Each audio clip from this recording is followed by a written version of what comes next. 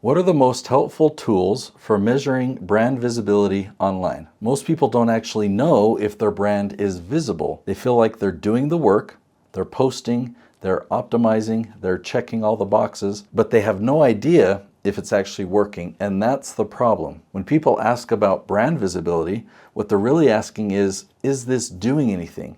Am I actually showing up? Are my competitors beating me? And right now it feels vague, it's unmeasurable, it feels like you're guessing, but it doesn't have to be that way. In this episode, you'll come away with clarity on how you can create and measure brand visibility. Let's dive right in. Let me share what I mean by brand visibility. Brand visibility isn't about impressions, it's not about followers, or it's not even about how often you post. It's about this.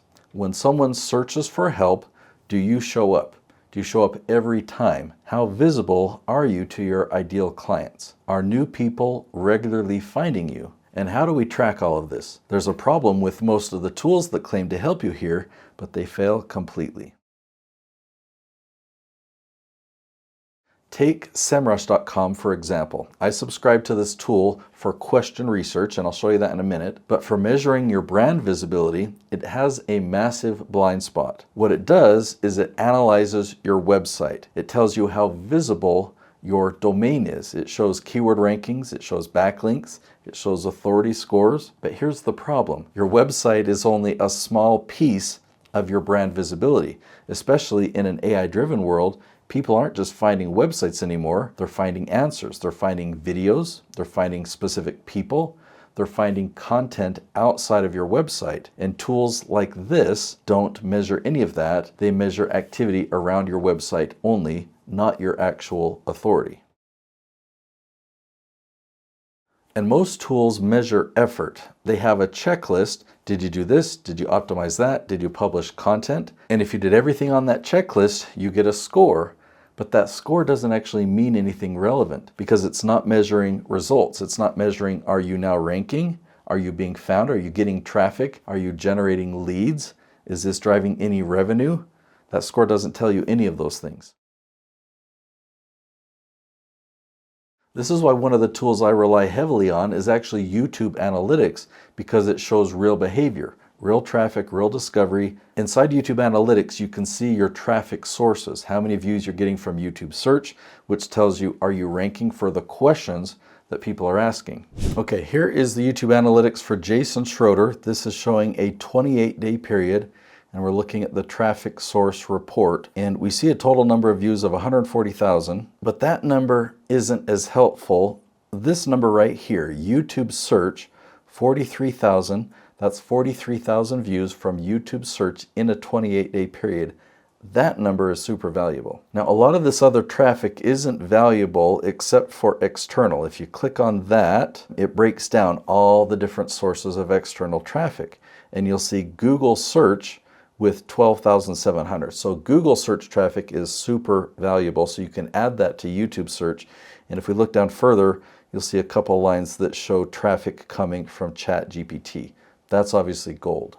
So this is the kind of data that actually matters. Now I can track progress month over month. I can see exactly where my traffic's coming from and what's growing, what's improving, and what's actually working.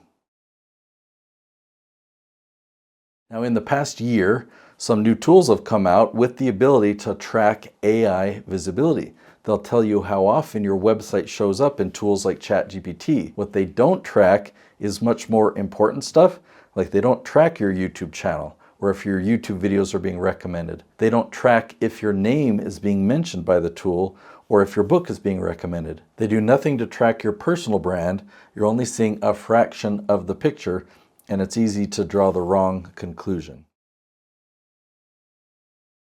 So I had to build my own system because I don't want to measure activity, I want to measure domination.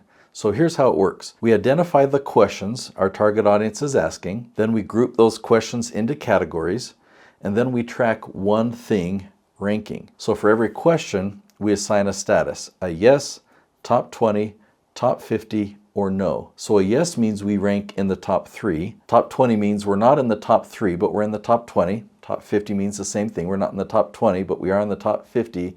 And no means we're not showing up at all. Now this is where it gets powerful. Let's say in March we see 2 yes rankings. In May you have 10. In July you have 30 out of 35 questions. So now you're not guessing anymore, you can see it. You're taking over that category. And if you want real proof, you don't even need a spreadsheet, you just search. Search one question on YouTube, then another, and if the same person shows up over and over again, they own that category. That's what you should measure. You should stop focusing on tasks and start focusing on the outcomes. You stop asking, what should I do today? And start asking, where am I not ranking yet? Brand visibility is not mysterious, it's measurable if you're measuring the right thing. Not activity, not effort, but actual presence where your audience is searching. Now, if you want to learn how to actually build real brand visibility, then go watch my next episode. It's called Achieve Category Dominance. It's where I break down the full system step by step so you can stop chasing visibility and start dominating it. I'll see you there.